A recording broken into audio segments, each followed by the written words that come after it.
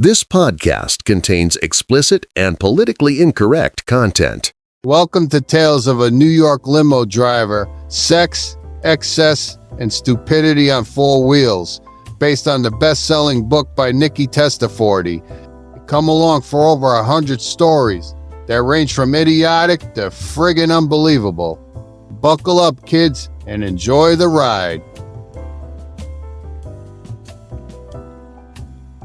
And now, a few notes about the area I service. There are three major airports, JFK, LaGuardia, and Newark, and three smaller airports, Islip, MacArthur, Teterboro, and Westchester, which handle over 2 million passengers per month.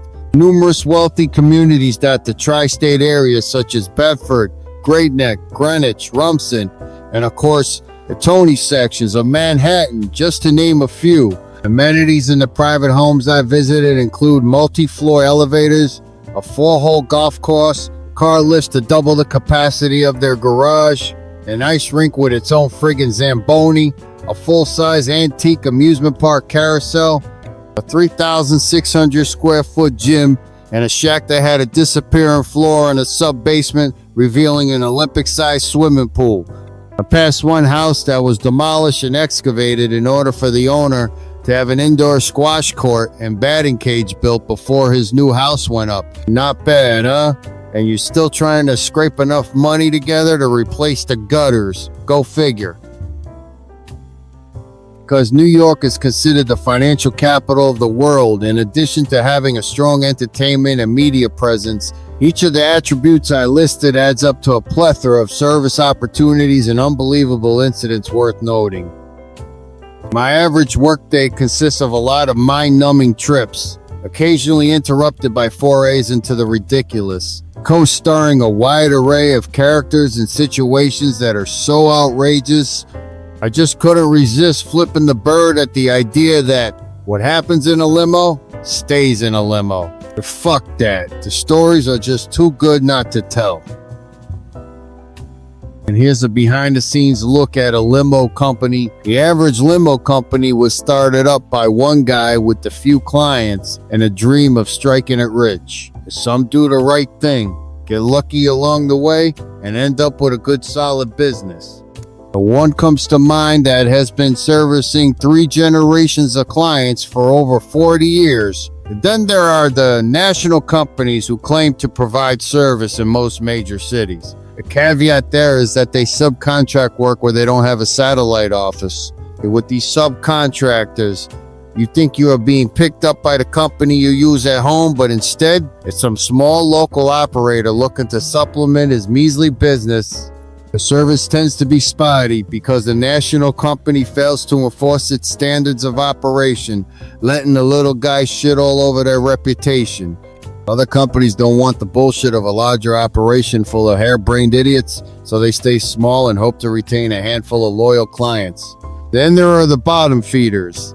Unreliable, don't know where they're going, don't stick around if you are late, and operate vehicles up to 7 years old that don't instill comfort or confidence in their passengers. But one bottom feeder company, which advertises heavily in the airports as the cheapest provider, runs a fleet of vehicles where the only requirement is that vehicles must have 4 inflated tires and just as many stickers on the rear windshield advertising the company. One day you can be picked up in an Escalade and the next in a Nissan minivan. No consistency. One of my clients' companies bought a controlling interest in this company. I raised a branding issue with them, and he said that was the least of their problems. They were busy trying to find a way to eradicate the smell of curry from the vehicles, both from the drivers eating it as well as their bodies exuding it. Fantastic. And there are the clue-free, left-lane, slow-driving Uber and Lyft idiots. I could write chapters about these fools, but it would be a waste of effort. And one more thing about bottom feeders. Cost-conscious companies who view ground transportation as a commodity rather than a value-based service have furthered their growth. This is an industry where you truly get what you pay for. There are 3 basic operating units of a limo company: reservations, dispatch, and drivers. Before we delve into that, I present a brief lesson in limo lingo. Curbside pickup.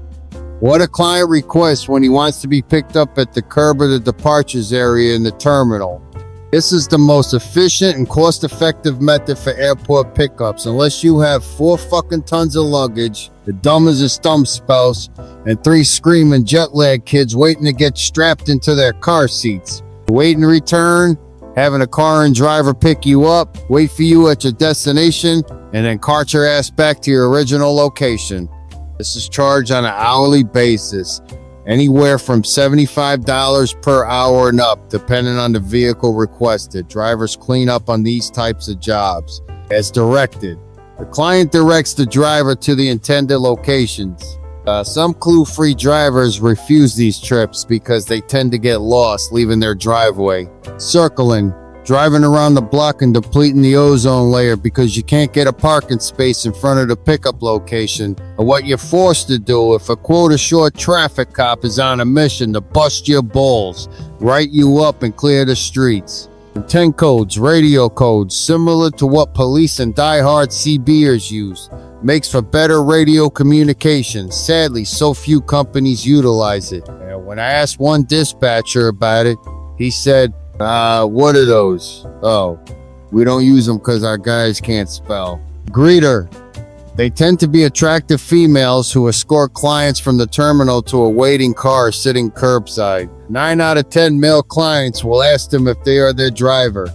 You should see the look of disappointment on their faces when they realize that they lost a chance to score with a fine-looking escort and end up with Punjab, Hamid, or Kwanzi as their designated driver. Reservations. Besides drivers, reservationists are the other client-facing parts of a limo company that set the tone of the operation. I've seen some real winners doing this job. I've lost count of how many times these spelling-challenged, geographically averse folks have driven me crazy trying to find a location based on their phonetics, ebonics, or whatever they conjure up. When calling in a reservation, it's important that you provide as much info as possible, even if the reservationist doesn't elicit it from you. And don't wait for them to be proactive, because they may not know to ask you the right questions. Also, keep in mind that most of these people are chained to a desk, staring bug-eyed at a monitor in a noisy, windowless room. So, whether it's sunny and warm or there's a tornado tearing up the interstate, chances are they'll give you the standard pickup time based on your location. So tell them what time you want to be picked up, any defining characteristics or landmarks that you offer up, such as a greenhouse with peeling black shutters, diagonally across from Swami's 24-hour Quickie Mart right next to the crack house, or something as simple as the third double wide on the left. Make finding the location a breeze. Also, be specific about the vehicle you'd like, whether it's a sedan, stretch, SUV, party van, or cattle trailer. If not, a sedan will show up when you needed an armada of 18-wheelers to handle all of the crap you're carting along on your 4-month safari to Disney World. Other things to consider include how many passengers. Don't be cheap and make me stuff 5 people plus luggage into a sedan unless I can stack you guys like firewood. How many pieces of luggage? Did you ever see any limos with roof racks or trailers? Any oversized items? Skis, javelins, or 4x8 sheets of plywood. Additional stops? Your girlfriend's house before you go home to the wife and kids? The specific location you'd like to be picked up. Southwest corner, 42nd and 6th. Under the last stool at O'Malley's Pub or the AA meeting at the Knights of Columbus Hall. After the reservation has been entered, the reservationist should read it back to you. If not, request it, as they may have misheard or gotten dyslexic with your address. Disregard if you live at 55 Otto Street or 88 Bob Court. If it's an advance reservation, they put it into the system and assign it to a driver the night before. If it's an as soon as possible pickup, you'll be put on hold for dispatch to locate or wake up the closest driver to your location, and they'll ballpark how long it should be before numbnuts and your chariot eventually shows up. Dispatch. The dispatchers have the thankless job of coordinating a fleet of cars and timing them so that all of the runs are covered. They can also make or break a company. If they do a poor job, the clients get pissed. If they jerk the drivers around, most will refuse to put up with that shit and go somewhere else just to deal with the same crap from a different bunch of idiots. They're not all that bad though. I've worked with some really great dispatchers who could juggle chainsaws and piranhas in a Category 5 hurricane, whistle Dixie while chewing gum, and still stay calm. There's one dispatcher who, whenever he answers the phone, says the company name and his name so fast it sounds like some insurgent group in Iraq. Then there are the prima donna who act as if they know it all, give you attitude, and treat you like an idiot. The worst kind of dispatcher is the excitable prima donna. He's the asshole who's screaming at you and all you hear is noise. I love it when they pull that crap while the client is in the car.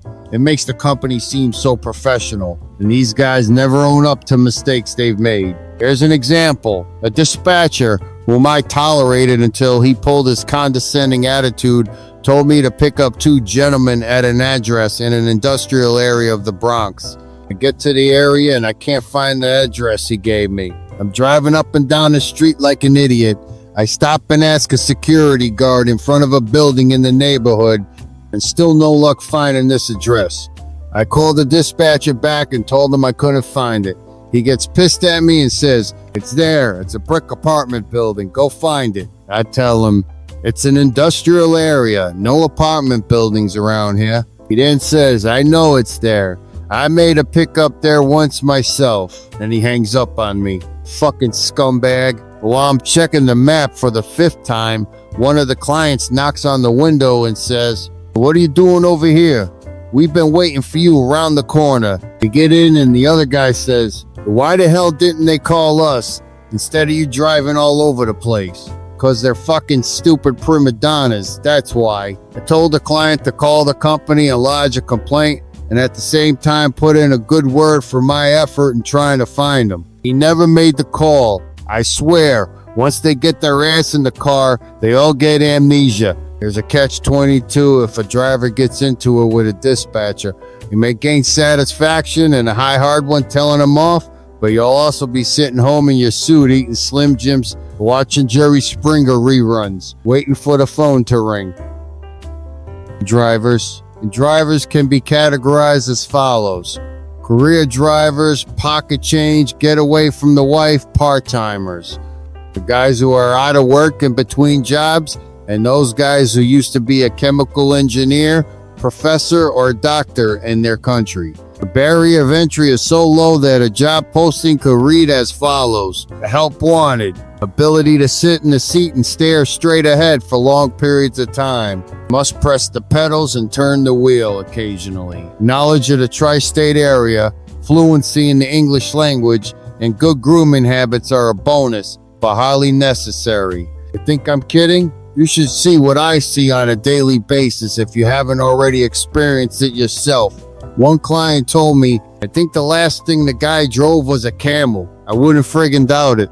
Based on the way some of these guys dress and carry themselves, I can guarantee the only time they looked at GQ or Esquire was when they passed by the magazine stand at the airport. They must have blind valets picking out their clothes in the dark, because most of these fashion plates are wearing wrinkled shirts, ties too short, stains on their suits, and black shoes with white socks. Hairstyles on these starlets range from Seinfeld's Kramer to that of an Afghanistan rock farmer. I'll also bet that these guys don't own a mirror, because they barely know how to use the ones installed on their fucking cars.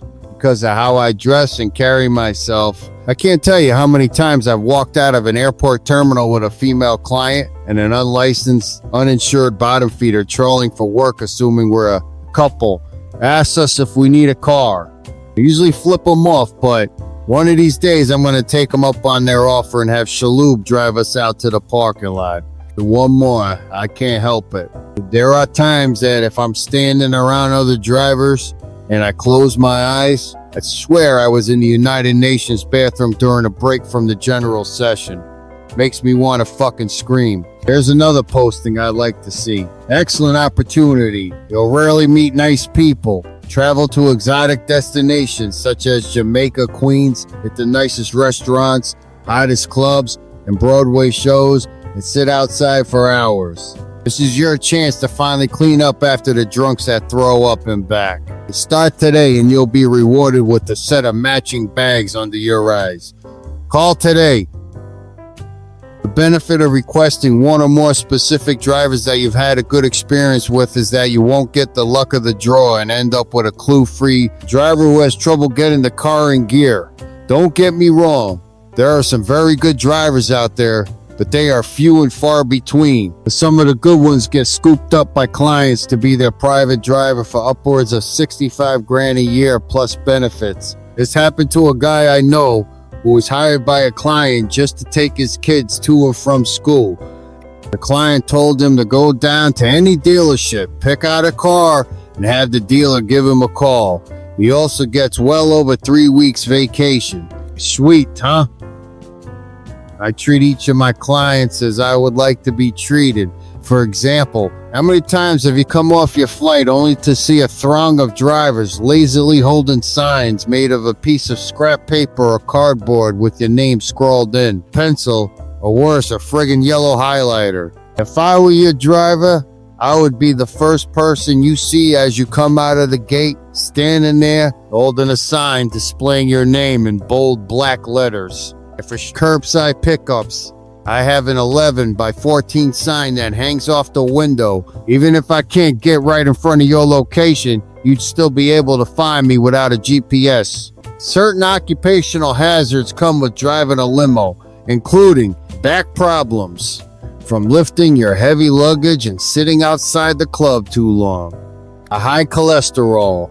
You think we have healthy sit-down dinners with the family like you do? Leg foot cramp stays in the same position for long periods. Retina damage from the eye fryer, headlights coming toward and behind you at night. Cerebral atrophy. Very little mental stimulation. Part of the reason why I wrote this book. Sleep deprivation.